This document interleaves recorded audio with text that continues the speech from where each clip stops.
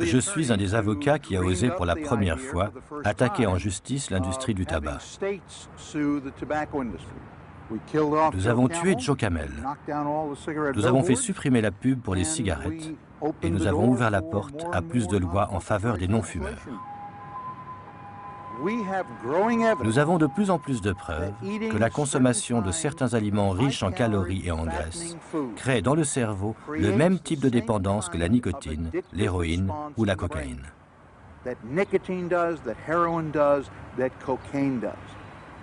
Et de la même façon que l'industrie du tabac avait étouffé pendant des années les études montrant que la nicotine est une drogue dure, comme l'héroïne et la cocaïne, nous avons aujourd'hui la certitude que l'industrie alimentaire n'hésite pas, elle aussi, à utiliser le même genre de pratique. Fumais-tu? Oui, mais mangez. Aux États-Unis, les autorités sanitaires s'alarment maintenant de voir l'obésité et ses conséquences devenir la première cause de mortalité devant le tabac, avec près d'1 demi-million de morts par an. Nous avons affaire à une épidémie. Et il faudrait vraiment une réaction à la hauteur de l'importance de cette épidémie, qui en termes de pertes humaines est bien plus grave que les épidémies que nous avons connues avec les maladies infectieuses dans ce pays et en Europe. Peut-être même depuis la peste au Moyen-Âge. La France se croyait à l'abri, protégée par ses traditions culinaires. Mais en 30 ans, nos modes de vie ont radicalement changé et le contenu de nos assiettes avec. Aujourd'hui, la France mange mal et nos organismes s'en ressentent. Déjà, 1 adulte sur 2 est en surpoids. Avec 8 millions d'obèses, plus de 500 000 insuffisants cardiaques, 10 millions d'hypertendus et plus de 2 millions de diabétiques, les maladies cardiovasculaires sont à l'origine de 170 000 décès chaque année. L'alerte est aujourd'hui lancée. C'est quand même l'avènement de cette alimentation industrielle de masse qui pose le problème du surpoids et de l'obésité. C'est-à-dire que dans chaque pays où cette alimentation est apparue, on voit augmenter le surpoids et l'obésité. Et qui demain est une véritable bombe à retardement pour les dépenses de santé.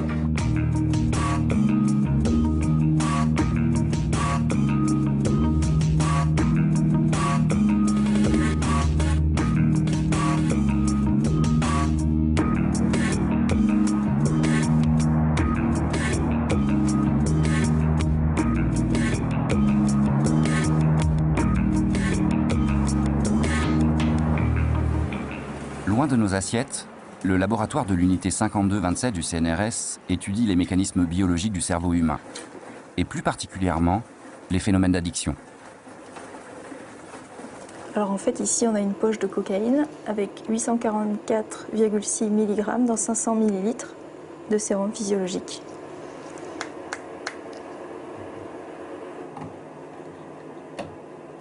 L'enjeu de l'expérience menée ici, comprendre les mécanismes de la dépendance aux drogues dures. Surprise pour les chercheurs, le résultat ne sera pas celui qu'ils attendaient. Le rat aura le choix entre appuyer soit sur ce levier-ci, qui lui donnera une auto-administration immédiate de cocaïne, soit d'appuyer sur ce levier-là, qui fera qu'un volume de saccharine sera délivré dans la cupule, qui pourra le boire, et plus il boira, et plus de la saccharine arrivera. C'est un goût sucré qui n'a pas de valeur calorique, donc ce n'est pas nourrissant pour eux, mais c'est uniquement le goût du sucre qui est présent. Le rat a un cerveau dont la structure est apparentée à celle de l'homme, et possède les mêmes récepteurs au sucre que ceux que l'on retrouve chez l'homme. Quotidiennement, les rats sont entraînés à appuyer sur les deux leviers et ils savent exactement les conséquences de l'appui sur l'un ou sur l'autre. Donc on est sûr qu'il connaît bien la consigne avant de jouer. Voilà, là il vient d'appuyer sur le levier saccharine pour obtenir sa récompense. Donc il s'impatiente en attendant le choix suivant. Saccharine choice, donc vraiment il a basculé entre la cocaïne et la saccharine. Malgré des semaines d'exposition à la drogue et au sucre, on s'est rendu compte que la majorité des animaux préféraient le sucre et les sensations qu'il procure aux sensations artificielles de la cocaïne ou de l'héroïne. Donc ça veut dire que le sucre a un potentiel addictif, je dis bien un potentiel addictif, supérieur aux drogues d'abus dites dures. Le problème, c'est que dans l'environnement dans lequel on est, on va dire le cerveau est un peu leurré par des produits riches en sucre et en graisse, et en fait il n'a pas évolué pour limiter sa consommation lorsqu'il fait face en fait à des produits et des aliments riches en graisse ou en sucre. Au contraire, plus il y en a et plus il consomme. Le goût unique du la plus croustillant, c'est le goût irrésistible. Tout est dans la recette. Un jus de fruits. Or, du sucre, aujourd'hui, il y en a presque partout. Prends soin de toi. On ne prend plus le temps de bien manger, on nous sert des plats tout préparés. Les produits transformés se sont imposés dans les menus et dans les micro-ondes, rendus appétissants par le marketing et la publicité. Pourtant, ils sont encore souvent trop riches en sel, en sucre et en gras. Regarde ce bon chocolat. Alors ce qui se passe aujourd'hui dans l'assiette, c'est qu'à prendre le menu d'un jeune enfant français moyen, le matin il va prendre des céréales bourrées de sucre, d'édulcorants, etc. Le midi il va manger des hamburgers avec des frites, avec des nuggets éventuellement. Aux 4 heures il va prendre des chocolats fourrés. Et puis le soir il va manger des pop-corn devant la télé en buvant un soda. Je caricature à peine quand je dis ça.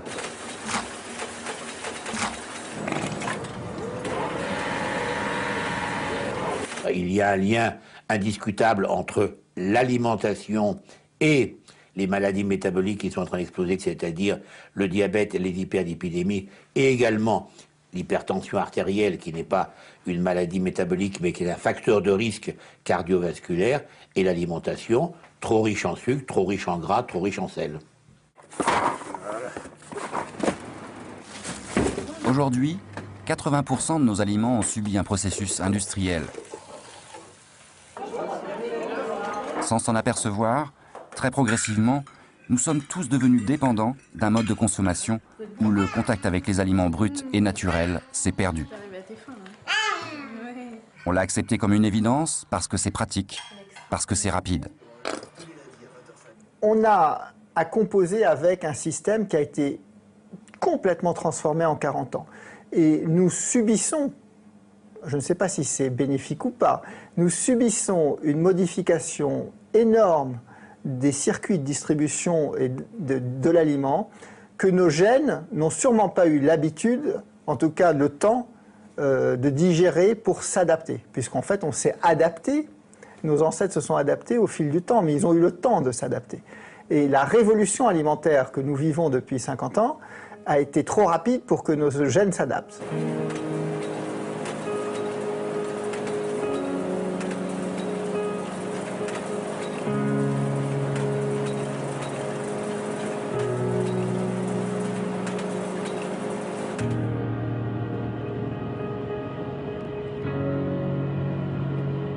Il s'appelle Pierre Menton, c'est un chercheur, un lanceur d'alerte. Spécialiste de l'hypertension, il est l'un des rares scientifiques français à oser dénoncer certaines des transformations industrielles de notre alimentation.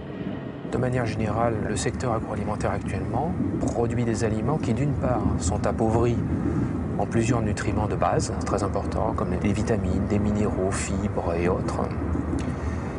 Et en parallèle, le secteur agroalimentaire ajoute des quantités massives, encore une fois, de produits comme le sel, mais aussi le sucre, ou bien certains types d'acides gras nocifs pour la santé. Et ces produits se retrouvent ensuite donc largement consommés par la population, sans les prévenir des conséquences nocives que cela peut avoir pour leur santé au long terme. Actuellement, une caractéristique du sel, comme du sucre d'ailleurs, c'est que ce sont devenus des produits très peu chers et qu'on retrouve de manière très générale dans la population, puisque la consommation de sel est à peu près identique, quelles que soient les catégories sociales. Il n'y a pas de relation évidente entre le revenu mensuel et la consommation de sel journalière. Donc on peut dire que c'est un produit qui s'est démocratisé et qui fait des ravages en quantité excessive dans toutes les catégories sociales. C'est la dernière enquête de l'Agence française de sécurité sanitaire des aliments qui le montre. La consommation moyenne de sel dans la population française est de 8,5 grammes par jour et par personne. Alors 8,5 grammes par jour et par personne, multiplié par 365 jours et multiplié par 50 millions d'adultes, ça fait 180 000 tonnes de sel. Donc à peu près des quantités de sel similaires à celles que vous voyez ici. Donc des montagnes de sel. Un volume annuel très profitable à l'industrie du sel, mais pas uniquement. Ce n'est pas le sel que l'on rajoute soi-même avec la salière. C'est pour l'essentiel, plus de 80% du sel qui est déjà présent dans les aliments que nous consommons. Donc du sel qui est ajouté au cours de la préparation ou de la transformation de ces aliments par le secteur agroalimentaire. Donc c'est vrai du pain, du fromage, charcuterie, soupe, céréales, tous les plats préparés en général. Si le sel, c'est mauvais pour la santé de la population, par contre, c'est bon pour la croissance économique, puisque une des conséquences principales de cette consommation excessive de sel, c'est de pousser à la consommation de boissons. Rajouter du sel dans des aliments, ça a aussi une propriété gustative très particulière qui est de rehausser les saveurs sucrées et d'inhiber les saveurs amères. Donc ça explique pourquoi vous trouvez du sel dans beaucoup de produits sucrés, chocolat, pâtisserie, glace, etc. Et une troisième fonction, c'est que quand vous rajoutez du sel dans des aliments carnés, en général, donc charcuterie, poisson, fromage ou autre, vous augmentez la quantité d'eau présente dans l'aliment. Donc autrement dit, plus vous avez de sel dans l'aliment, plus vous avez d'eau. Et comme certains de ces aliments sont vendus au poids, et ben donc on vous vend en quelque sorte de l'eau pour du poisson ou de la saucisse. Pierre Menton ne cesse de le rappeler, ce n'est pas le sel en soi qui est le problème, mais son excès, quand il est ajouté aux aliments à notre insu par les industriels. Résultat, en France, la consommation se situe encore au-delà des 5 grammes par jour qu'il ne faudrait pas dépasser selon l'Organisation mondiale de la santé. Depuis une quarantaine d'années, plusieurs dizaines d'expertises collectives ont montré que cet excès de sel chronique a des conséquences néfastes pour la santé. En premier lieu, elle augmente le risque d'hypertension et donc de maladies cardiovasculaires. Et il faut rappeler que c'est une des premières causes de mortalité et de morbidité en France actuellement. Pierre Menton n'est pas le seul chercheur à lancer l'alerte. Depuis plus de 10 ans, à travers le monde, tous les experts de l'OMS dénoncent à l'unanimité les ravages de l'excès de sel dans notre alimentation. L'hypertension est la principale cause de mortalité dans le monde à travers les accidents cardiovasculaires. Et la forte surconsommation de sel dans presque tous les pays en est l'une des principales causes. Si on réduit cette consommation de sel, l'hypertension baissera elle aussi. Et on sauvera la vie de milliers de gens qui meurent inutilement d'accidents cardiovasculaires. Nous avons calculé qu'une réduction de 3 grammes de sel par personne et par jour sauverait entre 1 et 2 millions de vies par an dans le monde. Il a été demandé que progressivement l'industrie agroalimentaire réduise les quantités de sel dans ses aliments. À ma connaissance, ça n'a pas été fait. Mais il n'y a pas eu de texte réglementaire obligeant l'industrie agroalimentaire à le faire. Depuis 2002, donc la position officielle des pouvoirs publics français, c'est de reconnaître l'existence du problème, mais de dire on se repose sur le volontariat du secteur agroalimentaire pour remédier à ce problème. Or, on voit actuellement, et c'est la dernière enquête de l'AFSA qui le montre très très bien, que la situation n'a pratiquement pas évolué entre 2000 et 2007 en France sur le problème de l'excès de sel. Des rapports, les tiroirs des ministères en sont pleins. Bon, entre un rapport et quelque chose qui existe après, il faut qu'il y ait une loi et des décrets d'application.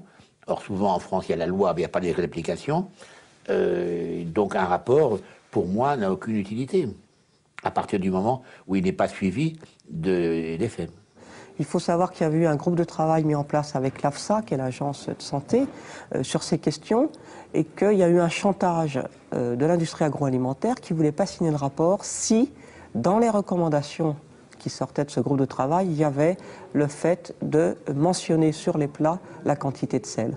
Donc on voit que finalement, il y a une vraie volonté donc, du lobby agroalimentaire d'empêcher les consommateurs de connaître quelle est la teneur en sel de l'ensemble des plats, de façon évidemment à pouvoir continuer tranquillement à cette surconsommation de sel.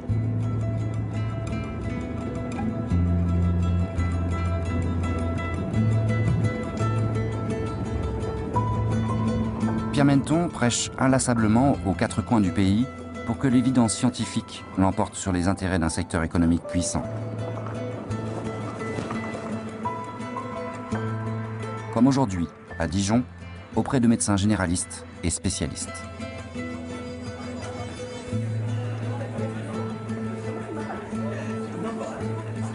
Sur le problème de l'excès de sel, comme sur les autres problèmes de santé publique, vous restez le meilleur relais auprès de la population des messages de santé que l'on peut émettre, et de très loin. Rien ne remplacera un médecin qui, de manière régulière, dit à son patient « vous devriez plutôt faire ça que ça ». Vous voyez que chez les 3-10 ans, vous avez déjà à peu près 25% des enfants qui consomment des consommations de sel de l'ordre de 12 grammes, 10 grammes et 8 grammes par jour. Vous savez probablement que le rein, en fait, se mature fonctionnellement jusqu'à l'âge d'environ 5-6 ans. Et donc, en fait, vous avez des enfants dont le rein n'est pas encore mature, qui sont exposés déjà à des consommations de sel absolument excessives. Jusqu'à preuve du contraire, bon, fumer, ça reste un acte volontaire, hein, même s'il y a tous les problèmes d'addiction et autres. Ici, on met tout le monde au régime sursalé, et puis après, on voit ce qui se passe. Hein. Depuis quelques années, vous avez des marques industrielles pauvres en sel. Bravo! Sauf qu'évidemment, c'est des gammes spéciales, donc vendues plus cher que la gamme normale.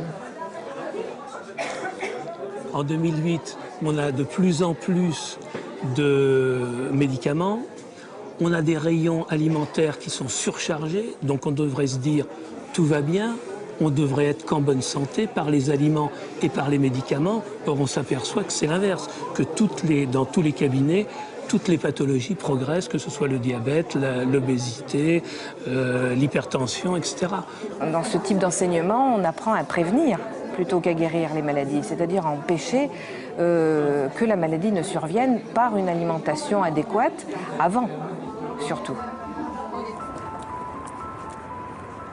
Prévenir les méfaits d'une mauvaise alimentation, sur ce terrain, le public demande à être mieux informé.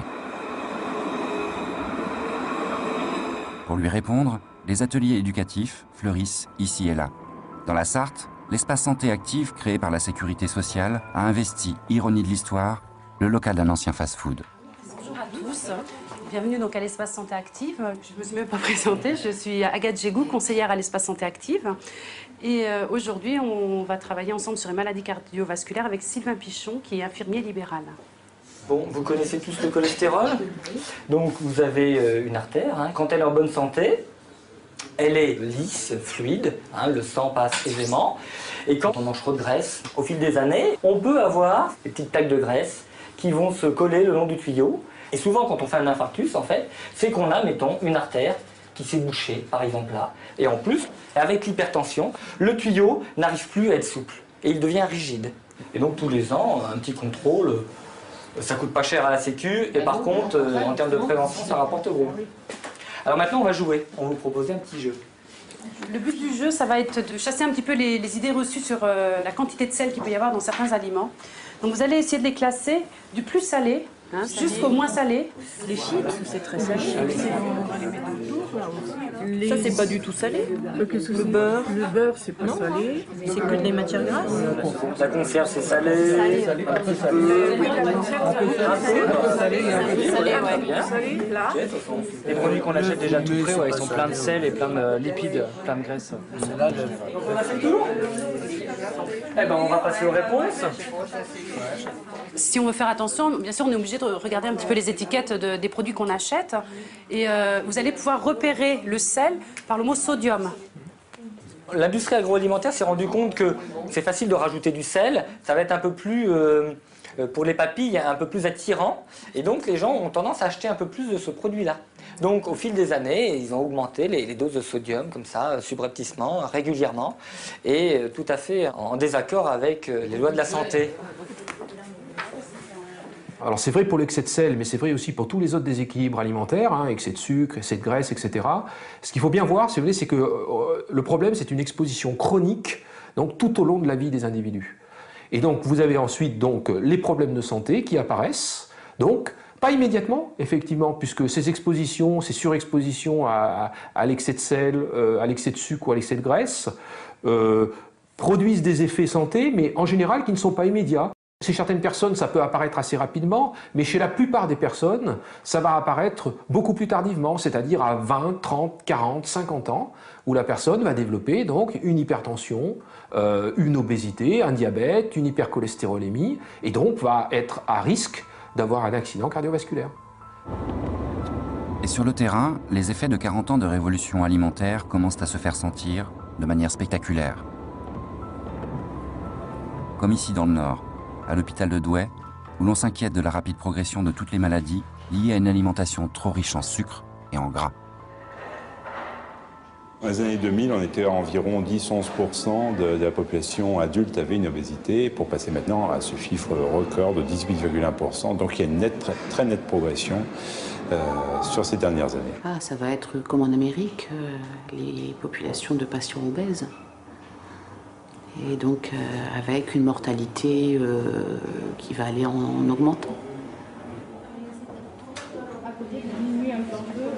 On retrouve également une augmentation importante de la prévalence du diabète dans la région, diabète de type 2, diabète qui est plus volontiers lié à l'excès de poids d'ailleurs, à la sédentarité aussi, puisqu'on est également parmi les chiffres de prévalence les plus élevés de France métropolitaine sur les 10 dernières années. Le diabète de type 2, aussi appelé diabète de l'âge mûr, est dû à l'effet du sucre dans le sang, quand le corps ne sait plus l'assimiler correctement. Il ne se guérit pas et impose aux malades un régime alimentaire strict, à vie.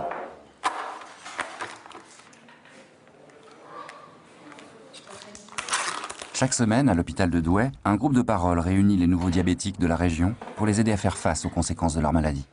Donc en fait, moi je suis Audrey Salaise et je suis psychologue dans le service. Donc ce matin, on vous a réunis pour faire le point avec vous. Vous, monsieur, qu'est-ce que vous attendez de cette hospitalisation? Moi, peut-être un miracle, se priver d'insuline. Donc vous êtes là pour rééquilibrer votre diabète? Oui. Avec notre vie qu'on mène, la vie moderne qu'on a à l'heure actuelle, qui a le temps de cuisiner? Il faut se poser la question. C'est bien beau d'acheter des légumes, mais on a le temps quand? Moi, je vois, j'ai mon épouse qui part le matin à 7h moins le quart, comme beaucoup de gens, qui revient à 8h moins le quart. C'est très difficile de faire, après sa journée, cuisiner et tout. Alors, il y a aussi les plats préparés. Et ça, c'est une catastrophe, ce truc-là. C'est poison. Enfin, à mon avis, c'est poison. C'est poison, c'est bourré de tout ce qu'il ne faut pas aussi. D'accord. Pourquoi rajoute-t-on du sucre? Ça, moi, j'aimerais bien que des industriels qui font leur mixture répondent à cette question.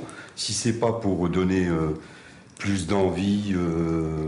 Ouais, l'envie de sucrer. L'envie du sucré, donc c'est tromper la personne et les résultats sont là. Même sans sucre, il y a un petit pourcentage de sucre, mais il y en a quand même. D'accord. Il y a du sucre partout, quoi. Ah ouais, partout. On peut plus manger ce qu'on veut maintenant. On sait faire des lois pour plein de choses, pour la cigarette, mais seulement pour interdire aux industries de mettre trop de sucre ou de faire des aliments beaucoup plus sains. Ça, on a du mal à les faire passer. Et comment vous pensez qu'elle va évoluer, votre maladie? Vers la mort. Vers la mort. Là, étant donné qu'on ne peut pas en guérir. Plus tard possible, j'espère. Mais, hein? D'accord.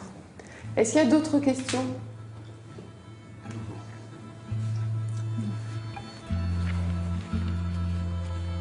Tout est caché. Les fabricants ont la main lourde. On nous dit que c'est les meilleurs produits, et dès qu'il y a une enquête, on dit attention, oh là là, c'est pas le meilleur. Donc quoi faire?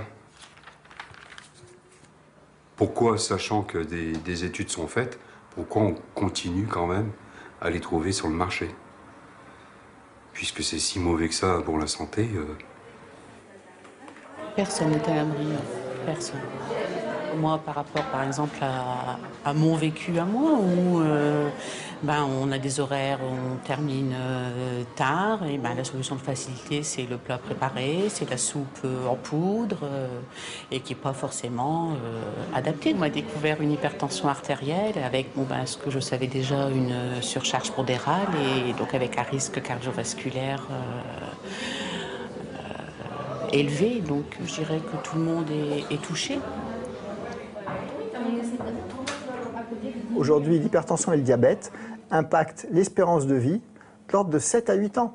Et non seulement c'est de l'espérance de vie en moins, c'est des vies en moins, des années de vie en moins, mais c'est aussi souvent des fins de vie avec du handicap.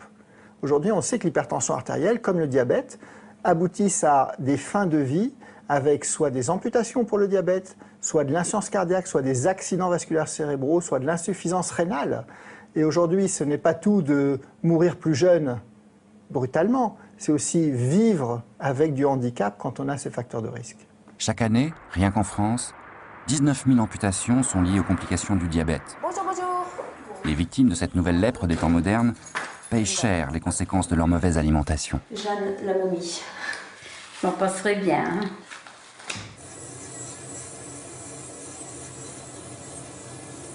Il y a combien de temps que vous avez été amputé des deux derniers orteils? 1 an et demi. 1 an et demi. Donc les pieds, ils ont pris un sacré coup. Hein. Moi, je le sens, hein. Ça me fait tellement mal. Pour appuyer dessus... Il y a des gens diabétiques dans votre famille?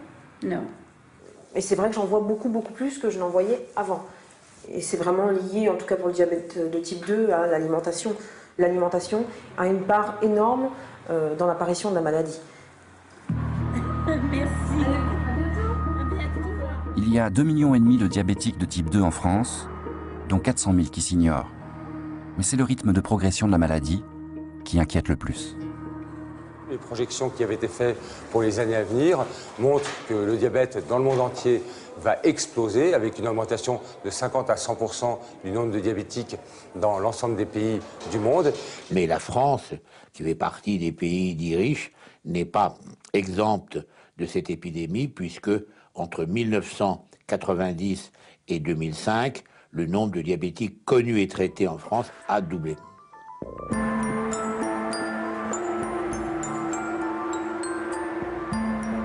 Les meilleurs éléments de comparaison se trouvent aux États-Unis, là où a été inventée la malbouffe. Là-bas, un enfant sur 3 est victime d'obésité et l'alerte sur les excès de sucre et de graisse dans l'alimentation a été lancée depuis longtemps. Pourtant, le diabète de type 2 continue à progresser et aujourd'hui, il n'épargne même plus les enfants, comme ici à Milwaukee, où un service de diabétologie leur est spécialement dédié. Vision d'anticipation de ce qui nous attend peut-être. Ok. Son niveau d'insuline n'était pas aussi élevé à la dernière consultation. On va le contrôler de nouveau et voir ce qu'il en est. C'est le grignotage en tout genre l'origine de tous vos problèmes. Les beignets, les cookies, ce genre de choses. Il y a environ 150 enfants atteints de diabète de type 2 dans cet hôpital. Le plus jeune diabétique qu'on a eu a été diagnostiqué à 6 ans. Vous vous rendez compte? Un diabète de type 2 à 6 ans. Ok, great. Elle vient juste d'avoir 12 ans, c'est ça? Elle a une alimentation beaucoup trop riche en graisse et en sel. Il faut que je la revoie dans 6 mois. Je vous laisse tout l'été pour y travailler. Il faut réagir au fait qu'elle se maintient bien au-dessus de la courbe de poids normale. Prends ça. Ça pèse 2,5 kg. C'est comme 2,5 kg de beurre. Quand on pèse 95 kg, on se dit 2,5 kg ce n'est rien, mais 2,5 kg c'est beaucoup. Ce n'est pas rien. Même 500 grammes c'est un début. Donc chaque fois que tu éviteras de boire un soda, il faut te dire que ça représente l'équivalent de tout le sucre accumulé avec tous ces sodas.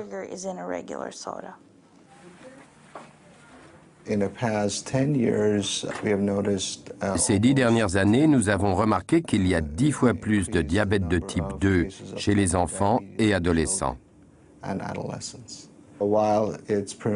Avant, il était présent en majorité dans les groupes socio-économiquement défavorisés et chez les minorités. Maintenant, on l'observe aussi chez les Blancs, sans distinction de revenus. Je suis très inquiète pour l'avenir de ce pays, pour l'effort économique qu'il faudra fournir face à l'explosion des coûts de santé, avec tous ces gens qui vont souffrir de diabète de type 2.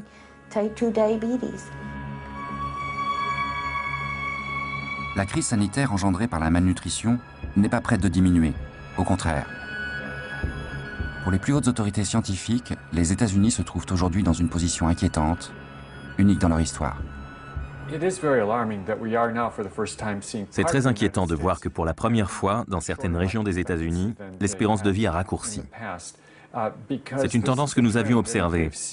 L'obésité avait augmenté dans ces mêmes régions avant de se propager dans tout le pays. Donc, il est tout à fait possible que ce déclin de l'espérance de vie s'étende également au reste du pays et touche une population plus large. Aux États-Unis, pas plus que dans les grandes capitales occidentales, les politiques n'ont encore réagi à la hauteur de la gravité de l'épidémie de diabète sucré et d'obésité. Conséquence, elle risque de s'installer durablement.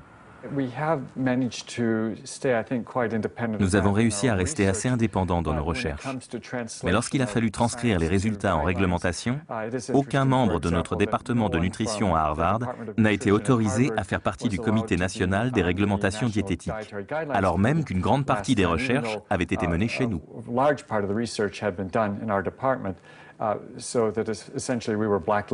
Bref, quand il a fallu constituer un comité pour revoir les réglementations sur la base des résultats scientifiques, nous avons tout simplement été exclus.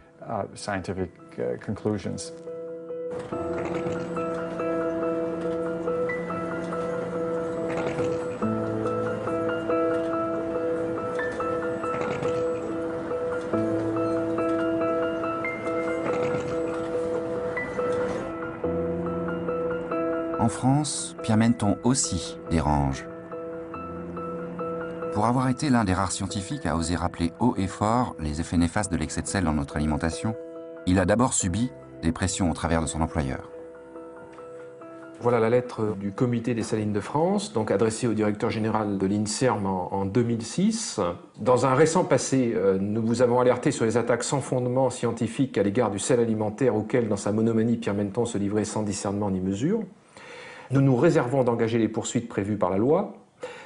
Néanmoins, dès à présent, nous vous invitons à prendre à l'égard de ce chercheur extravagant les sanctions qui s'imposent et de publier un communiqué marquant clairement que l'INSERM se désolidarise de ces allégations.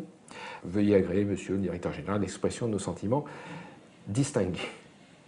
Il ne faut pas que les gens s'imaginent que ce type de lettre ou ce type de pression se fait comme ça une fois tous les 3 ans ou une fois tous les 4 ans. Non, c'est une activité de lobbying qui est une activité de lobbying continue et systématique qui concerne les professionnels de la santé, mais aussi donc les médias, les parlementaires, le monde politique, les cabinets ministériels, les enseignants, etc., etc.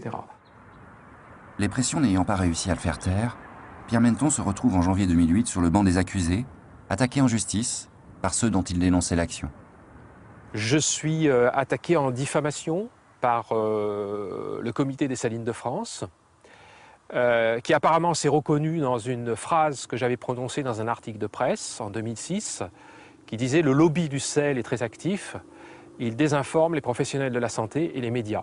C'est tout à fait surprenant, c'est-à-dire qu'on entraîne devant les tribunaux ceux qui racontent ce qui se passe et on n'entraîne pas devant les tribunaux ceux qui font ce qui est mal. Moi, j'étais directeur général de la santé de 1997 à 1999 et avant, je m'étais occupé de la conférence nationale de santé en 96 et en 97. En principe, le lobbyisme, c'est discret. Un lobbyisme qui devient voyant, c'est un lobbyisme raté. Et dans une certaine mesure, le procès de Menton est une forme de lobbyisme raté, parce que ça a été trop loin. On a pris un scientifique et on l'a traîné en justice. C'est aberrant dans un monde de liberté et puis dans un monde scientifique. Ce soir, au journal télévisé, on va parler du procès de Pierre Menton, on va parler effectivement du lobbying de l'industrie du sel, qui n'est plus à démontrer. La preuve, c'est que d'ailleurs, ils continuent effectivement dans cette logique-là. Ah oui, c'est bon, ça vous fait quel effet aujourd'hui de vous retrouver finalement dans cette position-là, d'être accusé donc de diffamation? Oh, écoutez, l'effet, je ne sais pas, hein, je suis un peu surpris, effectivement, dans un pays de 60 millions d'habitants, ce soit des individus qui doivent monter au créneau sur de tels sujets, alors qu'on a quand même des agences, des instituts, des ministères de la Santé qui normalement sont là pour s'occuper de la santé de la population. Le tribunal.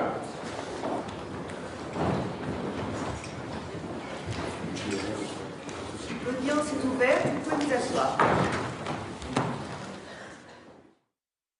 Ce serait dramatique que l'industrie agroalimentaire et les salines gagnent contre Pierre Menton, parce que nous avons besoin absolument de briser cette omerta sur cette question du sel.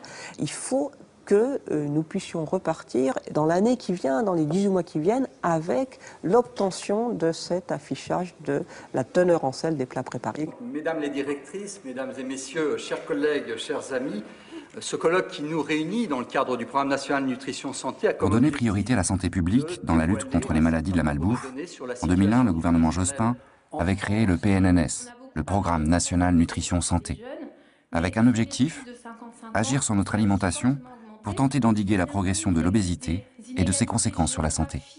Pour la santé et en particulier l'obésité, avec une prévalence, par exemple, beaucoup plus élevée. Mais pour son fondateur, la tâche s'avère plutôt délicate. Que dans le sud-ouest. Dans cette lutte, à un moment qu'il y a des enjeux économiques, alors on le sait pour l'alimentation aujourd'hui, on le savait déjà pour le tabac ou pour l'alcool, les lobbies sont puissants, les lobbies essayent de déstabiliser, les lobbies essayent d'utiliser des voies contournées pour essayer parfois de contrer les voies des scientifiques.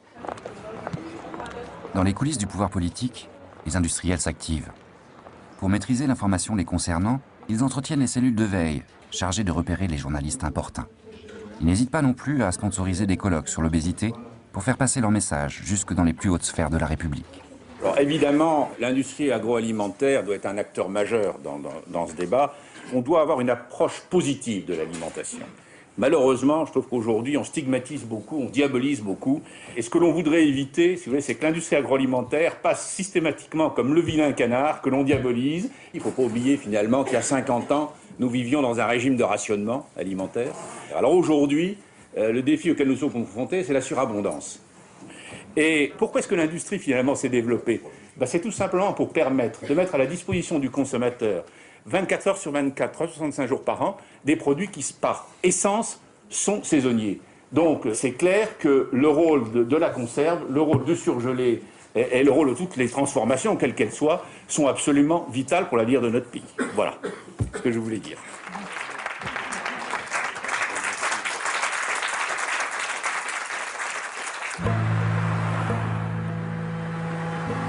En l'espace de 30 ans, notre paysage a été remodelé au profit du tout automobile et des grandes surfaces. Un quadrillage du territoire réalisé au nom d'une alimentation plus abondante, toujours moins chère et accessible à tous, mais accompagné d'un formatage industriel qui nous a fait oublier l'origine même de notre nourriture, toujours plus uniformisée et masquée par une grande diversité de marques. Carrefour, Carrefour c'est aussi Shopee, c'est aussi 8 à 8, c'est aussi ED l'épicier, etc. Donc je veux dire, le consommateur se dit, moi je ne vais pas chez Carrefour, je vais chez ED. En vérité, c'est la même maison. Donc on a une espèce de concurrence apparente avec voilà, finalement un choix qui se restreint de plus en plus, puisqu'on n'a plus que 6 centrales d'achat qui contrôlent le marché. J'aime bien prendre l'exemple, vous savez, d'un petit sablier qu'on retourne pour décompter le temps de cuisson des œufs à la coque. Eh bien, c'est comme si on voulait faire passer par le haut 70 000 entreprises fournisseurs, 300 000 exploitations agricoles, et pour rejoindre tout en bas 62 millions de consommateurs. Au point le plus étroit où le sable va s'écouler lentement, vous avez 6 centrales d'achat qui contrôlent, qui disent aux fournisseurs où vous payez ou vous ne passez pas. Si vous ne payez pas, vous n'aurez pas accès à nos rayons et donc vous retournez d'où vous venez. La grande distribution ne vous attaque jamais sur autre chose que le prix. Pour gagner de l'argent avec ces gens-là, il faut être très, très, très fort. Et si je n'avais pas eu le passé que j'ai eu dans l'industrie et j'allais dire l'habitude au fond des négociations difficiles, eh bien je crois que je n'aurais pas réussi. Par exemple, on arrive pour négocier un tarif, eh bien la grande distribution vous dit la concurrence est à 3 €, vous êtes à 4, ou elle est à 2, vous êtes à 3. Donc on ne peut pas prendre vos produits. C'est pour ça que je dédouane un tout petit peu l'industrie, parce que comme on lui tient que ce discours de prix, elle est amenée, en retournant à l'entreprise, de dire à son gars des process, eh bien il faut que tu m'abaisses le prix de revient, parce qu'on ne passe pas. Donc ça veut dire également que cette pression de la distribution fait que nous arrivons à un abaissement de la qualité parce qu'on appuie en permanence sur le prix. Bien sûr qu'on va jouer sur la qualité. On va utiliser beaucoup de produits gras, des sucres, on va compenser. Un fruit qui n'a pas de saveur, dans un jus de fruits par exemple, un jus d'orange, c'est pas grave, on met du sucre et tout ira bien. Donc je veux dire, voilà, on a les colorants qui vont bien, tout ça, ça joue bien sûr sur la qualité. C'est-à-dire qu'on se sert de farine pour faire de la sauce blanche parce que pour pouvoir transporter correctement tous ces produits en tuyauterie et faire les doses mécaniquement, on est obligé de mettre ces amidons. Seulement quand on met de l'amidon, on modifie le goût. Et après, on est obligé de réenrichir en goût, c'est-à-dire de mettre des exhausteurs, de mettre des acides, de mettre des choses comme celle-là, pour redonner le goût qu'on a tué par les amidons. Donc c'est un travail carrément de chimiste. Et aujourd'hui, on n'a pas trouvé le moyen de constituer un plat simple sans utiliser ces artifices-là.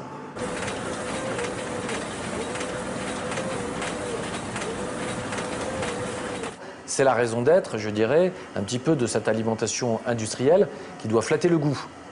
Si vous ne mettez pas suffisamment de matière grasse, à ce moment-là, le produit apparaîtra moins onctueux, on cherchera un peu moins à en prendre. S'il n'y a pas suffisamment d'exhausteurs du goût, ça sera très fade. Et puis, s'il n'y a pas tous ces colorants, vous n'aurez pas tendance à acheter ces produits. Pourquoi rougir des coups tant plaisir? Pour la plus croustillante des tentations. Ni ferme, ni tellement fondant. Un chocolat intense. Du bon chocolat. Sans colorant foncé. Je suis une nutritionniste en colère parce qu'en fait, on traîne la nutrition dans la boue marketing. On lui fait dire des choses qu'elle n'a pas envie de dire, avec des belles images, avec des belles allégations, et ça me met en colère, oui. Le consommateur aujourd'hui, il a envie, il a besoin d'avoir des informations nutritionnelles, mais qui soient fiables, qui soient loyales. Alors ça, ce sont des best-of, parce que c'est les produits qui sont les plus vendus pour les goûters des enfants. Pauvres enfants, parce qu'en fait, il y a quand même 20% de lipides pas loin là-dedans, hein, c'est-à-dire à peu près autant qu'une entrecôte. Donc c'est beaucoup, 19% de lipides pour un gamin, c'est beaucoup. Hein. C'est une étude européenne qui montre que on a demandé aux Français est-ce qu'ils lisaient les étiquettes, ils répondent oui à une majorité. Seulement ce qu'ils appellent lire l'étiquette, c'est lire la marque et puis ce qu'il y a en face principale. Mais ils lisent évidemment pas la liste des ingrédients et qui va toujours décrescendo, c'est-à-dire l'ingrédient le plus pondéreux jusqu'à celui qui est le moins pondéreux. En général, c'est tout petit, il faut prendre une loupe. Ce qu'il faut éviter de donner à des enfants, c'est des graisses saturées, donc matières grasses végétales hydrogénées, et du sucre ou des sirops de glucose. Bon, là, malheureusement, sur ce type de produit, c'est très abondant. Après, il faut être docteur en nutrition pour comprendre l'impact que ça a sur votre santé. Et moi, je vous dis que ça a un impact qui n'est pas fameux sur la santé. Quand vous avez matières grasses végétales hydrogénées en troisième ingrédient, c'est-à-dire que ça a au moins 10 ou 15% dans le produit, c'est pas ce qu'on peut souhaiter de mieux pour un enfant. Il vaut mieux leur donner du pain et du chocolat. Un mercredi matin ordinaire, dans une famille ordinaire de province. C'est pas toi qui vas démasquer. Fais le plein d'énergie et deviens aussi fort qu'un ninja.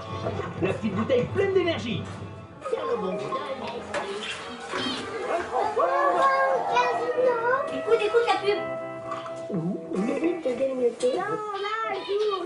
T'as écouté, Sarah? Ça peut dire quelque chose, ça doit où le goûter qui rend complètement waouh.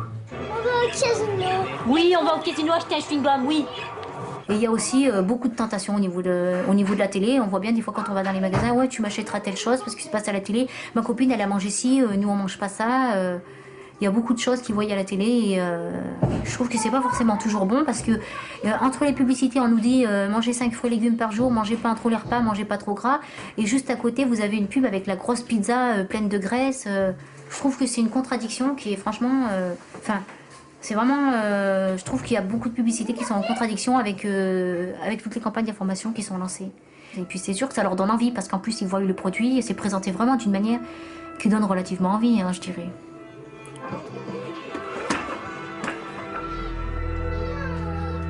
Publicité contre prévention, au cœur même des programmes pour enfants, le combat des messages semble bien inégal. Pour y remédier, un collectif d'associations mené par l'UFC Que Choisir, l'une des principales unions de consommateurs en France, a décidé de s'en prendre frontalement aux industriels, avec les médias comme témoins et les politiques pour cible. On est face à un lobby extrêmement puissant, qui est l'industrie agroalimentaire. Au moment de la loi Evin, les scientifiques avaient établi la nécessité d'agir sur 3 fléaux: l'alcool, le tabac, l'obésité. Alors je ne sais pas pour quelle raison, ou je le sais trop bien, 2 ont été traités, l'alcool et le tabac, et en quelque sorte est resté en carafe le dossier majeur de l'obésité. On est depuis 40 ans gavé de produits chocolat et confiserie, donc doublement de la consommation, boissons sucrées triplement, yaourt et desserts lactés multipliés par 8. Aujourd'hui, 93% des enfants ont une consommation de fruits et légumes insuffisante par rapport à leurs besoins. 93%. Pour le moment, le gouvernement ne bouge pas. C'est la raison pour laquelle aujourd'hui nous adressons une lettre ouverte à Roselyne Bachelot, qui est quand même, je dirais, elle a une double compétence. Elle est ministre de la Santé et de la Jeunesse. Et il s'agit bien de l'obésité infantile. Donc il est temps que le gouvernement prenne à sa charge ce fléau sanitaire. Et clairement, il y a un combat avec l'industrie agroalimentaire qui est très puissante et dont on sait qu'elle détient l'éducation sanitaire et alimentaire de nos enfants par les messages publicitaires, parce qu'elle leur propose. Et c'est un enjeu extrêmement important où il faut qu'on arrive à gagner. Ça fait maintenant 3 ans que l'AFSA, l'Agence française de sécurité sanitaire des aliments, a demandé qu'on cesse l'incitation permanente à manger des produits gras et sucrés en plein cœur des programmes télévisés pour enfants avec des publicités dont on sait qu'elles portent spécifiquement sur ces produits. 3 ans après, qu'est-ce qui se passe? Notre enquête que nous avons fait montre qu'on a toujours 87% de spots publicitaires qui portent sur des produits particulièrement gras ou particulièrement sucrés. Donc les belles promesses de l'industrie agroalimentaire, ça ne marche pas, la démonstration en est faite. Donc ça veut dire qu'il faut passer à une obligation, comme l'ont fait d'ailleurs des tas d'autres pays, et plus récemment l'Angleterre, qui a mis en place exactement le dispositif que nous demandons. C'est-à-dire un encadrement uniquement pendant les programmes pour enfants, c'est-à-dire lorsque les enfants sont tout seuls devant l'écran, en l'absence de leurs parents, et spécifiquement sur les produits les plus gras et les plus sucrés. Je crois que c'est une disposition qui est quand même assez raisonnable. Tu viens, parce qu'aujourd'hui on devait te repeser. Tu vas juste retirer tes chaussures et puis ton maillot. Sarah, 8 ans, est déjà sur la courbe de l'obésité. On va retirer tout ça. Aujourd'hui, on va te peser, on va te mesurer, on va voir un petit peu ce que ça donne. Hein? D'accord? Maman m'a dit que tu avais fait un petit peu plus attention pour manger. Hein? On va en discuter 5 minutes, tu veux? 30,1. Tu mets bien tes pieds le long du mur. Comme elle, un enfant français sur 6 est aujourd'hui sujet au surpoids, une proportion 3 fois supérieure à ce qu'elle était il y a 20 ans. Bon, elle continue à grimper sa courbe. Le matin, elle ne reprend pas de collation dans la matinée? Non, non, non. C'est fini, pas de gâteau, rien du tout. Non, rien du tout, non. Et à 4 heures, parce que le goûter, c'est important. Hein, parce que si on goûte pas assez, mais elle mange on se jette sur elle. Elle est pénible. D'accord. C'est-à-dire, elle mange trop, des fois. Ouais. Alors, on va surveiller encore pendant 1 mois ou 2, hein, sa prise de poids. Ouais. Et si vraiment c'est trop inquiétant, à ce moment-là, il faudra la diriger vers un spécialiste. Mais on ne sait pas, à 6 ans, elle s'est mise d'un seul coup à prendre du poids alors qu'elle a toujours été fine. Je voudrais pas qu'elle rentre dans ce cursus-là, donc on va faire attention.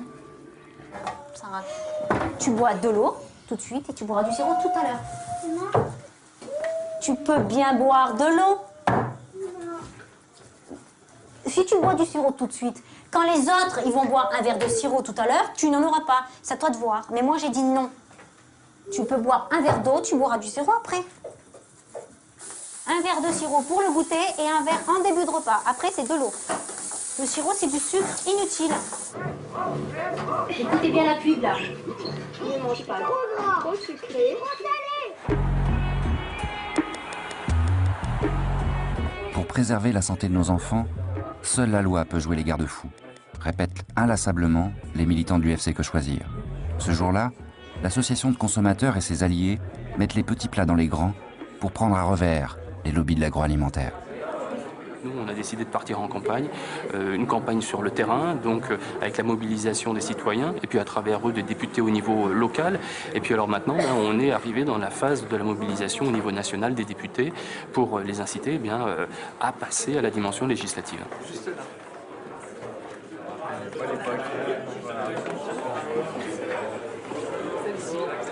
Je suis obligé de constater dans ma commune que ce n'est pas souvent ceux qui mangent le plus de foie gras et chocolat dont les enfants sont frappés d'obésité.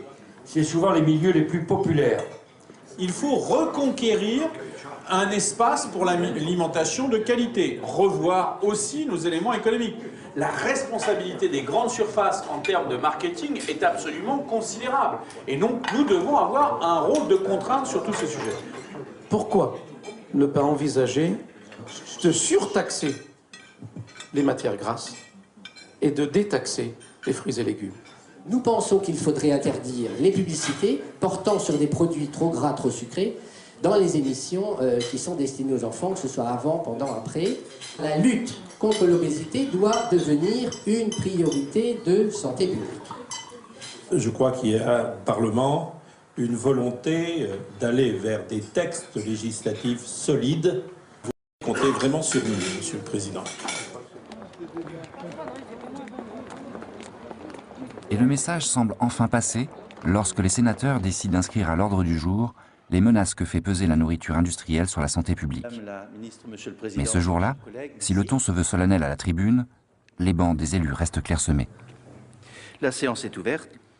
Aujourd'hui, il ne fait de doute pour personne que l'obésité, qualifiée par l'OMS de première maladie non infectieuse de l'histoire, constitue un risque sanitaire majeur dans les pays développés. La composition des aliments préparés fait apparaître une proportion de sucre, de sel et de graisse bien supérieure aux besoins quotidiens du corps humain. Or, ce double aspect, composition des produits alimentaires et taille des portions, dépend entièrement des industriels de l'agroalimentaire. Quelles sont, Madame la Ministre, vos propositions pour rendre les fruits et légumes économiquement plus abordables et ou pour renchérir le coût des aliments gras sucrés? Bonjour, Monsieur le Président. Il nous faut travailler, agir ensemble, parce que le drame sanitaire auquel nous devons nous mesurer dépasse et de loin les intérêts particuliers. Il engage notre solidarité nationale. Nous connaissons les contraintes des industries agroalimentaires et celles des médias, mais je sais aussi, je leur redis, que leur image à long terme ne bénéficiera pas de ce qui pourrait être interprété comme un manque de fair-play, pire, de responsabilité vis-à-vis de nos enfants. Je regrette l'absence de certains acteurs économiques lors des concertations qui ont eu lieu, je le leur ai dit, mais je veux le redire ici une dernière fois, ils resteront les bienvenus jusqu'à la fin, jusqu'à ce qu'avec eux ou sans eux, nous prenions des décisions. Merci.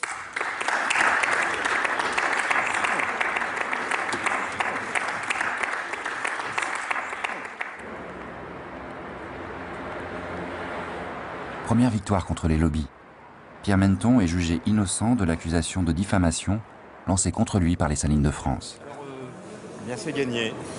Pour moi, ce jugement, d'une part, il reconnaît l'existence d'un lobbying actif autour du problème de l'excès de sel. Il reconnaît aussi l'association qui a été faite entre lobbying et désinformation. Est-ce que le fait qu'il n'y ait pas de diffamation valide le fond que l'excès de sel tue? Le fond était déjà validé par les expertises institutionnelles. Le problème reste entier, quoi. C'est-à-dire que cet excès de sel qui concerne 90% de la population française est toujours là, provoque toujours autant de victimes chaque jour, une centaine chaque jour. Et donc tant que les pouvoirs publics ne réaliseront pas qu'il est important de prendre des mesures contre ce problème, la situation perdurera. Comité des Salines de France, bonjour. Oui, bonjour. Pourrais-je avoir le service communication, le service de presse, s'il vous plaît? Oui, c'est à quel sujet, monsieur? Je suis journaliste pour Canal+. Oui. Alors, votre demande exacte, c'est un interlocuteur pour parler de l'excès de sel, en fait. Absolument.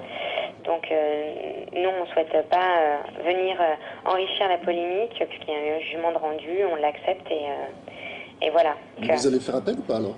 Non, il n'y aura pas d'appel. Il n'y aura pas d'appel? Non, du tout. Voilà. D'accord. Merci beaucoup. Merci, je vous en prie, au revoir. Maintenant, sur le sel, sur les calories, ils sont largement au courant. Les gens qui n'auront pas modifié la composition de leur plat dans les années qui viennent, aujourd'hui, auront fait la même stratégie que les gens qui ont refusé de retirer le plomb de l'essence ou qui ont refusé de retirer l'amiante dans les bâtiments. C'est la même chose. Il y a un moment où on sait. Donc on peut dire aujourd'hui que, disons, depuis 2000, et en partie à cause en France de l'action de Pierre Menton, on sait. Et sur l'obésité, on sait. Mais tant que les produits se vendent, quelle est leur incitation à bouger? Réponse des pouvoirs publics? Laissons les industriels fixer leurs propres règles en pariant sur leur responsabilisation. Seulement voilà, lorsque l'ANIA, l'Association nationale des industries alimentaires, mobilise ses troupes, son président ne semble pas du tout prêt à des concessions. Nous sommes la première industrie du pays et je crois que manifestement ce n'est pas encore toujours bien compris. Un chiffre d'affaires de 145 milliards d'euros, nous sommes véritablement les pépites de l'économie française. Malgré ces atouts, nous avons en ce moment beaucoup de soucis. Et notre mission est de faire savoir à la communauté politique, à la communauté scientifique, à la communauté médiatique que trop, c'est trop. La ministre de la Santé fait une conférence de presse non concertée, sans avoir contacté qui que ce soit dans ce domaine, annonce qu'elle veut revoir les problèmes de publicité télévisée au niveau des enfants, qu'elle envisage de supprimer les produits sucrés en sortie de caisse. On va où? Est-ce qu'il faut que nous mettions nos usines hors de France? Est-ce qu'il faut que nous arrêtions de rester dans ce pays, au niveau de la première industrie du pays, au niveau du premier exportateur? Nous nous posons véritablement la question. Bon. Où allons-nous? Est-ce que c'est au pouvoir public qui se taxe de libéralisme d'organiser les linéaires des distributeurs?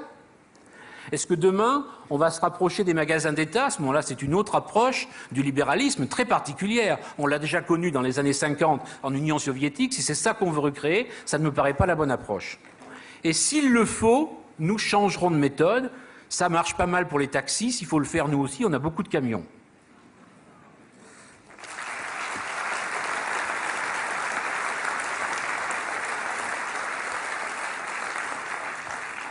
Et j'ai le plaisir, dans la foulée, d'accueillir Michel Barnier, ministre de l'Agriculture et de la Pêche. Et avant de lui laisser la parole, je voudrais lui dire que nous comptons beaucoup sur lui. Il sait pourquoi, il vient de l'entendre, j'espère. Monsieur le Président, je vous ai bien entendu, hein. Je vous ai même soigneusement écouté. J'ai bien compris que vous auriez aimé, Monsieur le Président, que le ministre de la Santé, la ministre de la Santé vienne aussi, hein. J'ai tout à fait l'intention, Monsieur le Président, je vous le dis d'emblée, à vous tous et à vous toutes, Mesdames et Messieurs, d'être votre ministre. Une ministre de la Santé, absente et moquée, un ministre de l'Agriculture qui réaffirme son soutien aux industriels de l'agroalimentaire. Face aux intérêts économiques, l'enjeu de santé publique pèse-t-il encore vraiment lourd dans la balance? Et pour les pouvoirs publics, c'est dans les cercles très fermés proches du pouvoir que les lobbies préfèrent mener leurs tractations. Et ils n'échangent avec les médias que lorsque cela sert leurs intérêts. C'était à propos de Jean-René Buisson. Puis je voulais savoir où on en était de son interview. Parce que là, énième tentative pour décrocher un entretien avec le patron de l'ANIA. Son agenda est assez, et je vous l'avoue, assez, comme vous en dites, bouqué. Est-ce qu'il était d'accord aux assises, il était plutôt d'accord, c'est oui, ça? Oui, sur le principe, après, bon voilà, il faut... Il faut s'y prendre 3 mois à l'avance, c'est pire que voilà, le ministre. Etc. Mais on se rappelle tout à l'heure et j'essaie d'avoir un maximum d'éléments à vous donner.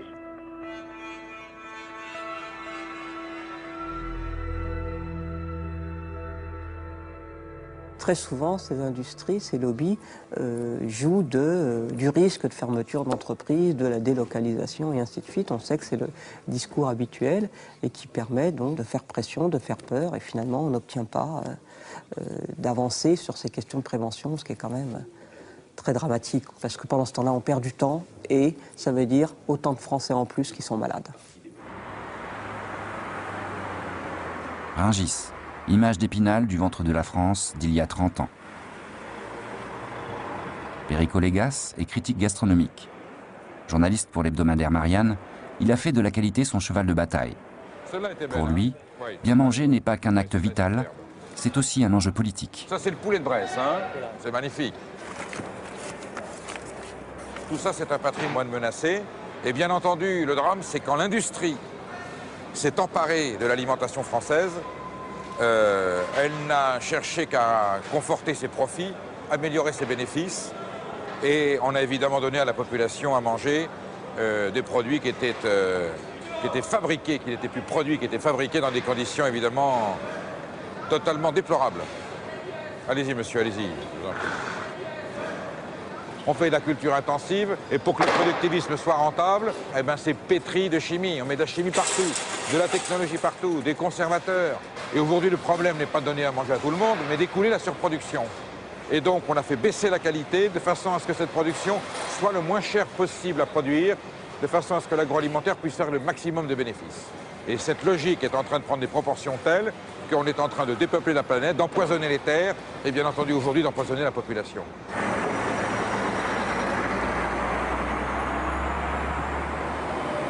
Je viens de sortir de la 3e et dernière réunion du groupe de travail qui a été mis sur pied suite aux annonces de Roselyne Bachelot.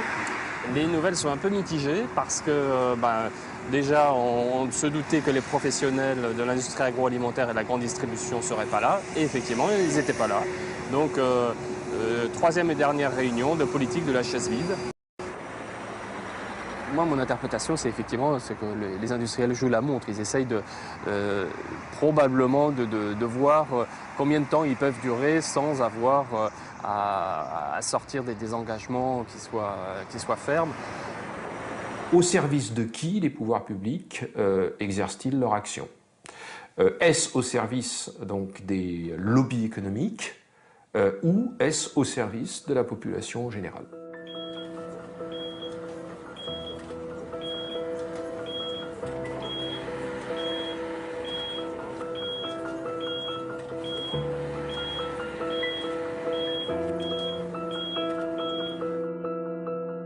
Dominique Lanzmann, médecin nutritionniste, chercheuse et consultante, a vécu de l'intérieur les conflits d'intérêts d'une recherche publique financée par le privé. Pendant 12 ans, elle a travaillé pour un grand groupe français de l'agroalimentaire. J'étais responsable de la partie lipides, matières grasses. C'était ma spécialité puisque j'étais à l'hôpital en lipidologie, etc. Donc j'ai eu l'occasion de rencontrer dans des programmes européens les grands margariniers, huiliers, etc. Et là, les intérêts financiers sont énormes et là, on est très méchant. J'ai vécu plusieurs exemples dans le cadre de programmes de recherche où pour des intérêts économiques, on a coulé des programmes de recherche pour ne pas que certaines choses se sachent. Et où on a même, on a fait des choix commerciaux qui allaient à l'encontre de l'intérêt de la santé publique. Alors par exemple, l'étude de Lyon, menée par le professeur Serge Renaud, directeur de l'unité 63 INSERM, dont l'objectif était de prévenir les récidives d'infarctus chez 600 cardiaques tirés au sort à l'aide d'un simple régime inspiré de la diète crétoise traditionnelle qui consistait à consommer de l'huile de colza et de la margarine de colza. On a fait baisser les récidives d'infarctus de 70% avec du colza.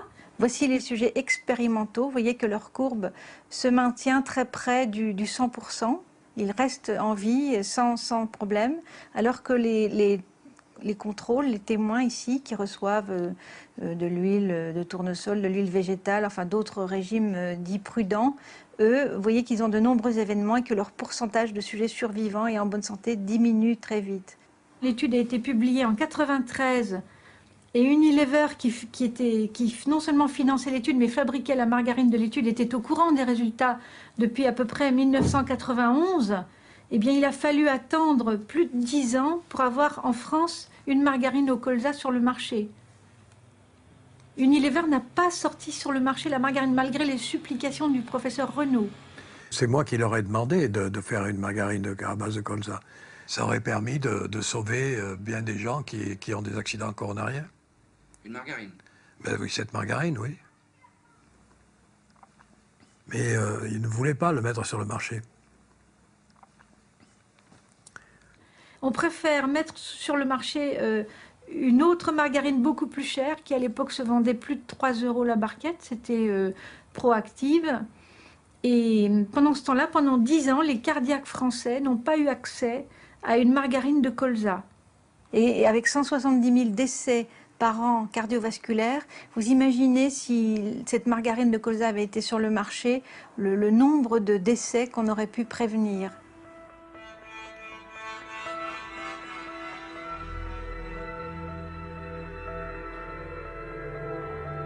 Ils veulent empêcher ce qui les dérange et puis promouvoir ce qui les arrange, tout simplement. En dehors d'Unilever, nous avons demandé à 2 grands groupes agroalimentaires en France de bien vouloir nous recevoir. Et ce, dès le début du tournage de ce film, en novembre 2007. L'enjeu, savoir comment ces entreprises prennent en compte les problématiques santé liées à l'alimentation. Une seule a immédiatement accepté, Danone. La firme a bien voulu nous ouvrir les portes de son centre de recherche de Massy-Palaiseau, là où elle développe en grand secret ses produits de demain.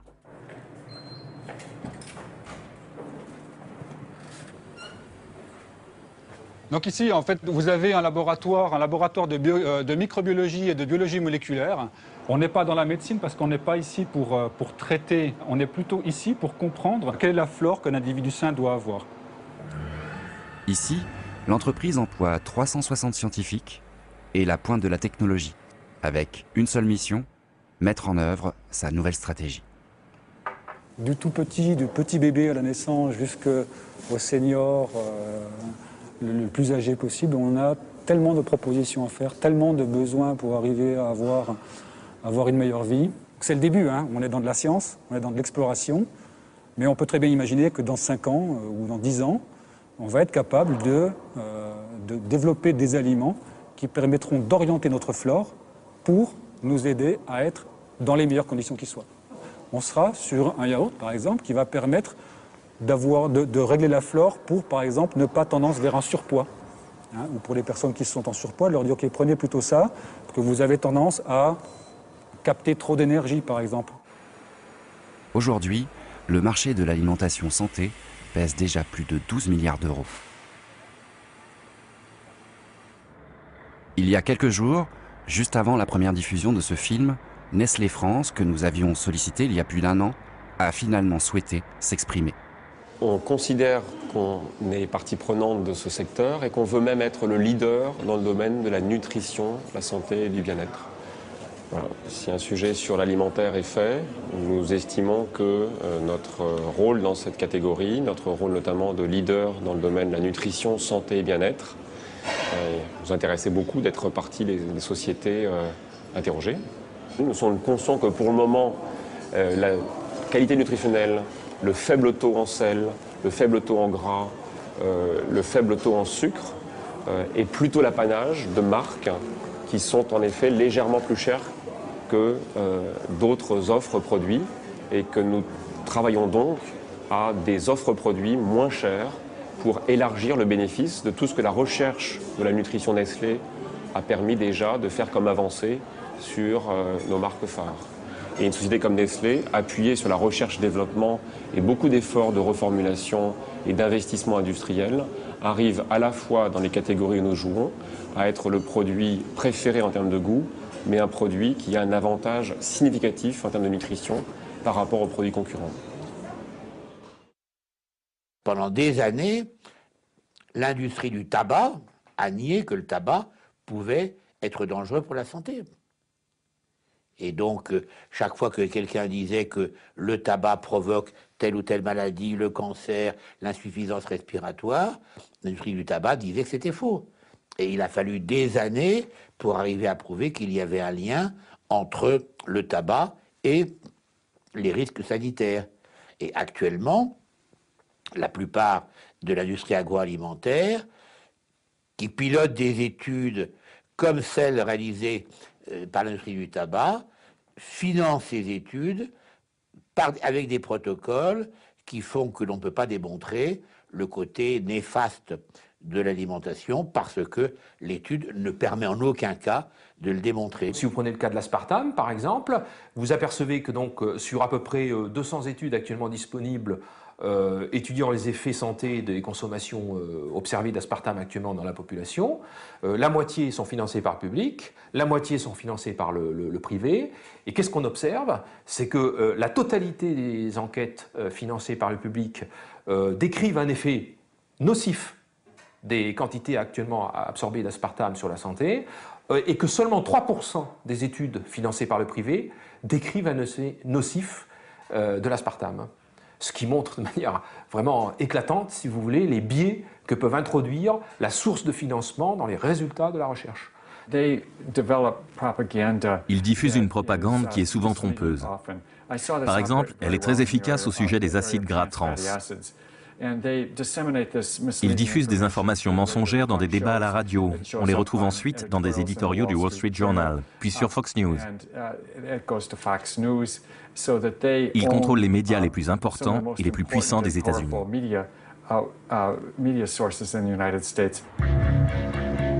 Comme les industriels de la cigarette hier, producteurs et distributeurs de l'agroalimentaire usent aujourd'hui de tout leur pouvoir pour défendre leurs intérêts.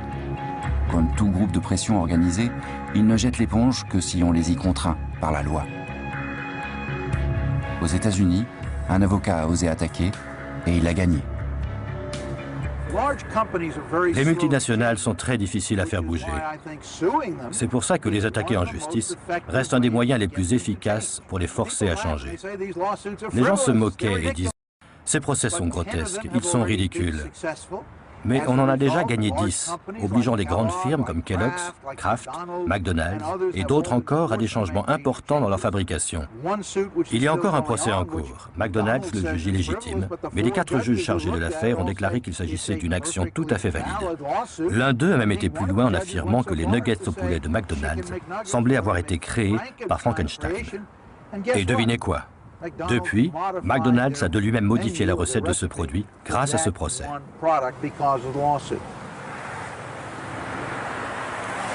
En parallèle à ces premières victoires judiciaires, paradoxe américain, c'est ici que s'organise un début de contre-pouvoir à l'hégémonie agro-industrielle. Du côté des consommateurs cette fois, avec des réseaux entièrement indépendants, de producteurs et de distributeurs, tous unis contre la baisse de qualité des standards nutritionnels. Pour éduquer les enfants, ils n'hésitent pas eux aussi à mener la guerre des images, comme avec ce court-métrage d'animation, largement distribué sur le net, et produit par un collectif de cultivateurs biologiques, l'Organic Trade Association.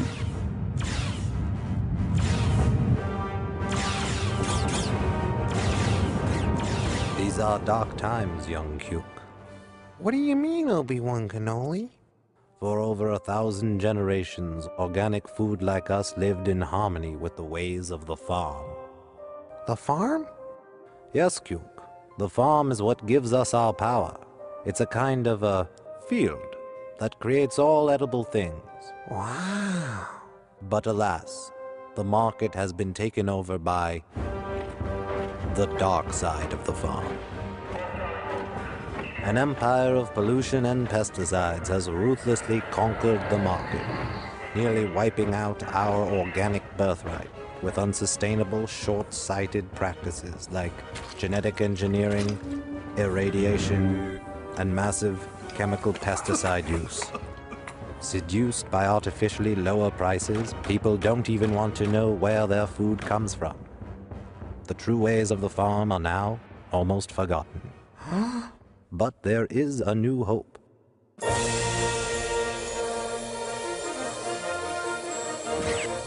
A growing resistance called the Organic Rebellion is fighting back.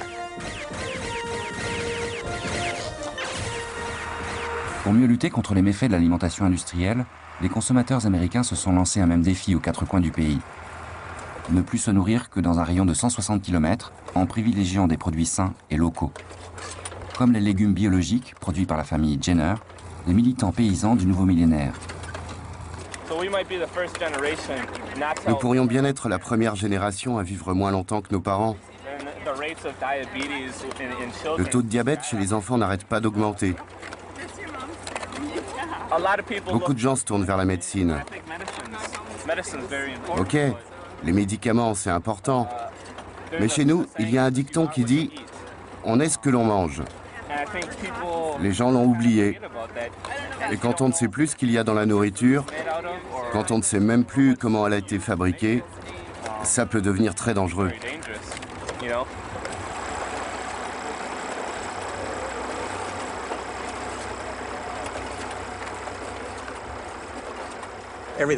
Tout ce qui tourne autour de la nourriture est politique.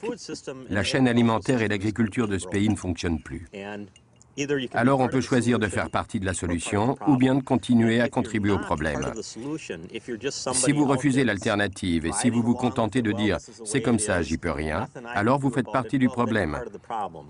C'est une des raisons pour lesquelles j'ai choisi de me reconvertir dans l'agriculture biologique, parce que je veux faire partie de la solution. Le système agricole de ce pays, mais aussi celui du monde entier, ne marche plus.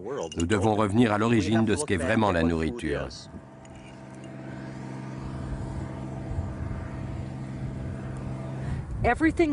Tout ce dont nous avons besoin vient de ceci, de la terre quand elle est saine. Tous les nutriments vitaux viennent de là. Pas d'une pilule, pas d'une potion ou d'une boisson miracle, mais bien de ceci, de la terre. Donc plus vous êtes proche d'elle, plus vous êtes proche des aliments qui viennent d'elle, et plus vous serez en bonne santé, dans votre tête, votre corps et votre esprit. Nous ne sommes pas des pionniers, nous aimons juste nous régaler.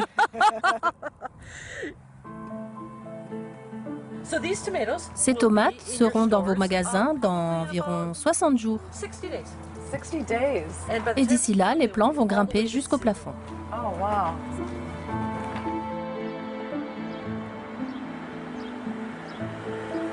Au pays des hypermarchés globalisés à prix toujours plus bas, Outpost avec ses 3 magasins a fait le pari opposé, avec pour credo de faire émerger une nouvelle économie locale.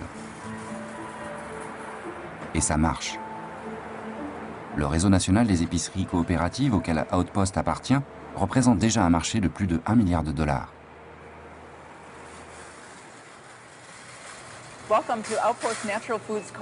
Bienvenue à Outpost, coopérative d'alimentation naturelle. Nous existons depuis 1970 et nous avons récemment fêté notre 38e anniversaire. En parcourant le magasin, vous remarquez les étiquettes indiquant nos produits locaux préférés. Elles signifient que ces produits viennent d'un fournisseur ou d'un producteur qui est localisé soit dans l'État du Wisconsin, soit dans les environs. Et voici les salades les plus délicieuses dont on puisse rêver. Elles ont poussé à moins de 5 km d'ici. L'idéal.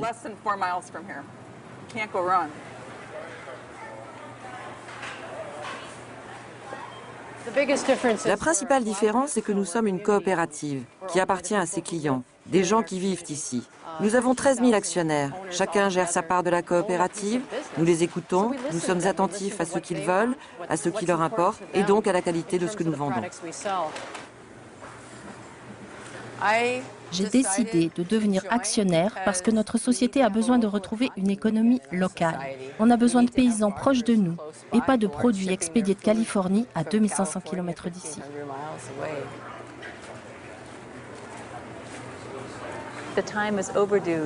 Il est plus que temps de reprendre le contrôle de ce que nous mangeons.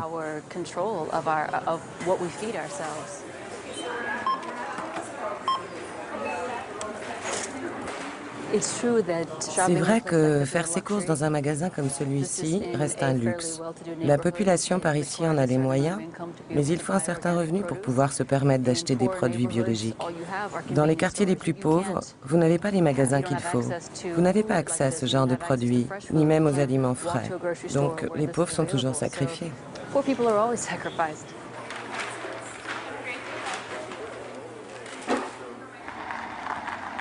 En France aussi, des privilégiés commencent à s'organiser pour résister à l'emprise de la malbouffe.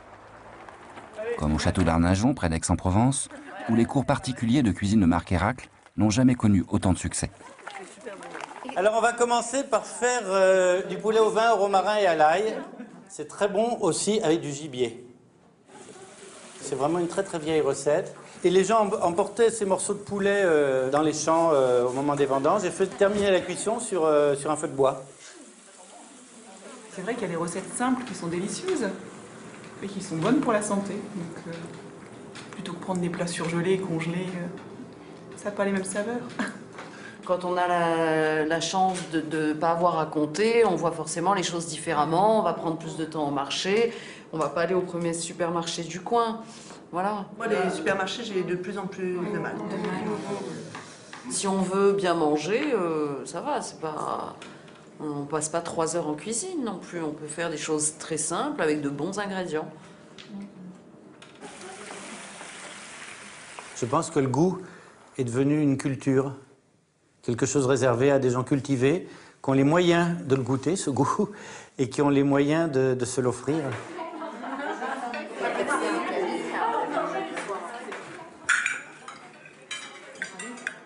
Une consommation à 2 vitesses se met en place, avec des gens qui ont une espèce d'élite de la consommation qui a accès aux produits sains, bio, naturels, qui peut payer le prix, donc on leur en donne pour leur argent. Et puis les autres, on dit, dommage pour vous, vous n'avez pas les moyens, donc vous aurez des sous-produits.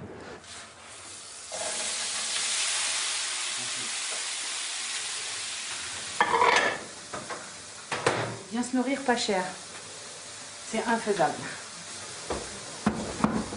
Quasiment en tout cas. Parce que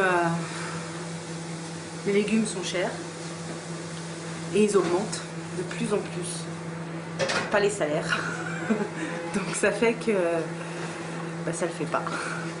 Donc si on veut manger légumes, fruits, féculents, poissons, faut être riche, ou alors laisser tomber et puis manger ce qu'on trouve. Comme moi, je touche 1100 €. Vous savez, on va pas loin à 1100 €. On travaille tous les deux, mais 2 SMIC, une fois les factures payées, il reste pas grand-chose. Donc on s'en tire pour peut-être 200 €. 200 € au niveau alimentation par mois. Donc 200 €, c'est pas grand-chose. Ça y est, Luigi. On est inégaux devant l'assiette, ça c'est une évidence.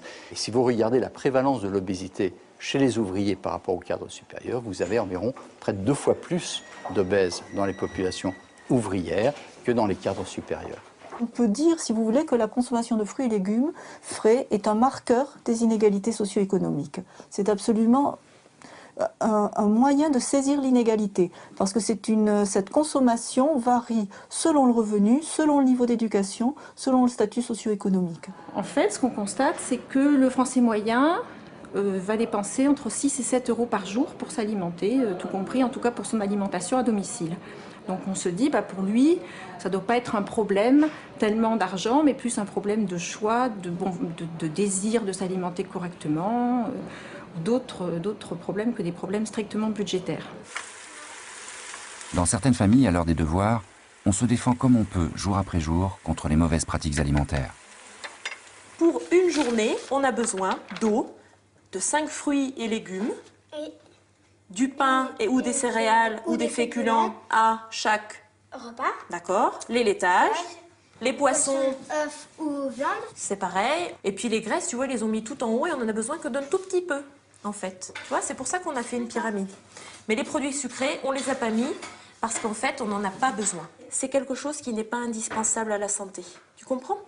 T'as bien dit que quand tu nous as fait notre formation, quand même, il fallait un peu de sucre et ça pouvait... Oui, mais du sucre, tu en trouves dans les fruits et les légumes, dans les céréales, le pain et les féculents. Et c'est tout. Vous savez qu'il y a des recommandations extrêmement précises, et il y en a beaucoup, non seulement sur l'équilibre protéines, lipides, glucides dont on parle souvent, mais aussi sur les apports en toutes les vitamines, tous les minéraux, les oligo-éléments, etc. Et donc, si on utilise des procédés tout simplement de modélisation pour voir quel serait le prix strictement minimum pour respecter l'ensemble de toutes ces contraintes, on s'aperçoit que même un ordinateur, donc qui a une capacité de calcul phénoménale et qui absolument connaît tout sur les aliments et leurs prix, il n'y arrive pas à moins de 3,50 € par jour.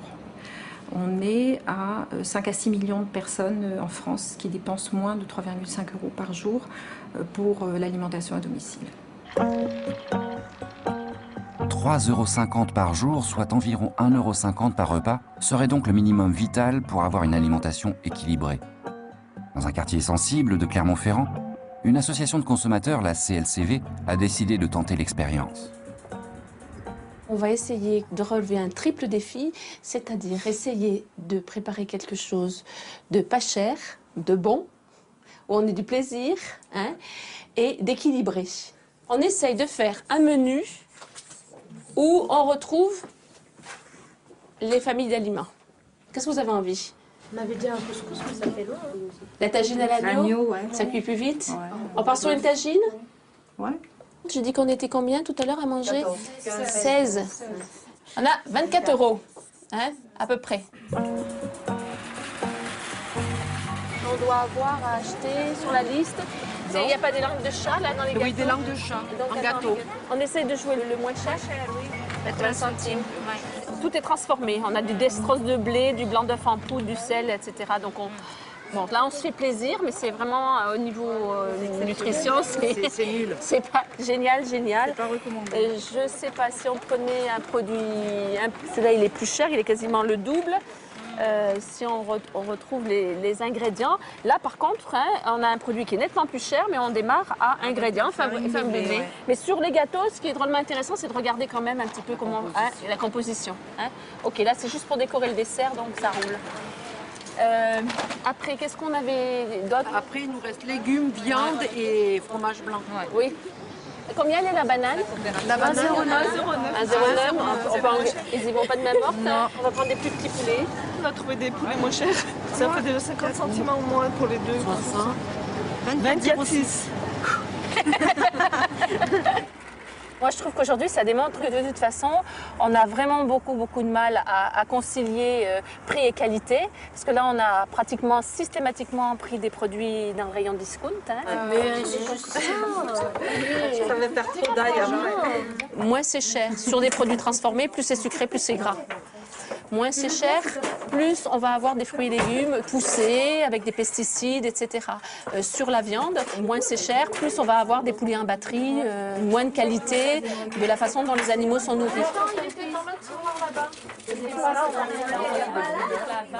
Il est absolument anormal que toute la population ne puisse pas accéder à une alimentation équilibrée et saine, quoi. Et là, tout de suite, il y a des enjeux qui sont importants, des enjeux qui sont même des enjeux sanitaires.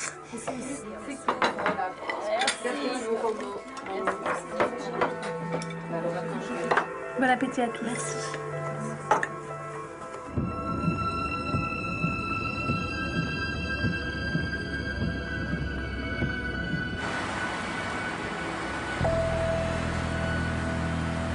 Des enjeux sanitaires aux dimensions d'une épidémie nationale d'obésité et de diabète sucré, dont les plus pauvres seraient aujourd'hui les premières victimes.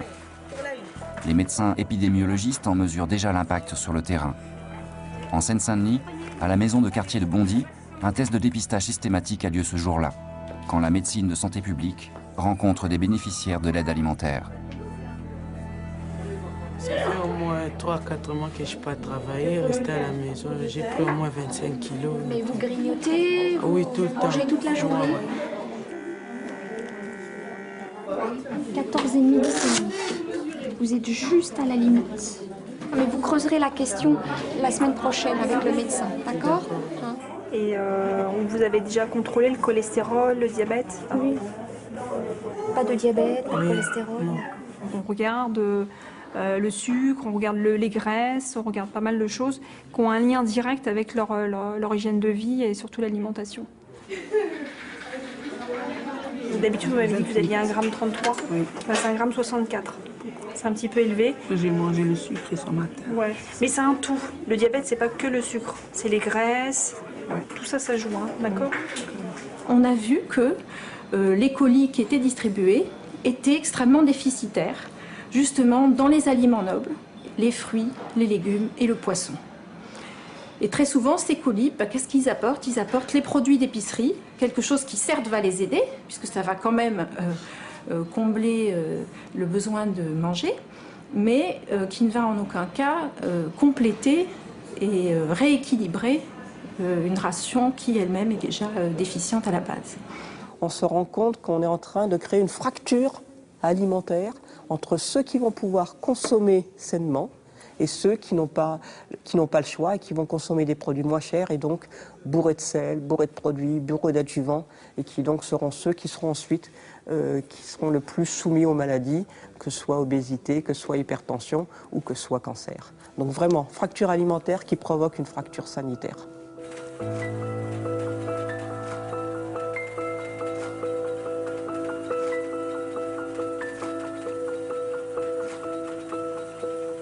Le plus étonnant, c'est que quand moi j'en parle avec des journalistes qui me disent bon bah alors ça y est, c'est en œuvre les mesures de prévention de l'obésité puisqu'on en a tellement parlé, et ils tombent des nues quand je leur dis ben non, il n'y a rien, rien, absolument rien. Les mesures de Roselyne Bachelot ne seront pas mises en œuvre tout simplement parce que il y a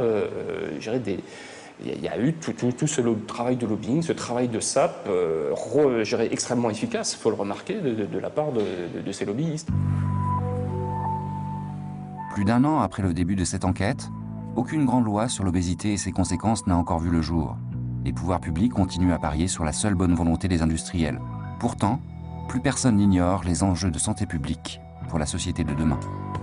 Il est important d'agir aujourd'hui pour éviter que demain il ne soit trop tard et que nous ayons pour la première fois dans l'histoire de nos civilisations une réduction de la longévité, car c'est ce qui nous attend si nous n'intervenons pas sur ces maladies. Aujourd'hui, si on ne fait rien, on est sur une courbe qu'ont connue les États-Unis, et en 2020, on aura 30% d'obèses. Nous, consommateurs, on a encore le pouvoir. Et même si la société essaye de nous faire croire le contraire, en nous disant que nous ne pouvons plus faire la différence, que le combat est inégal et qu'on doit laisser tomber, je pense que nous pouvons tous, à notre niveau, faire des choix pour soutenir un autre modèle d'économie. Je connaissais quelqu'un qui disait dans ma famille, comportez-vous en mouton et vous finirez en côtelette.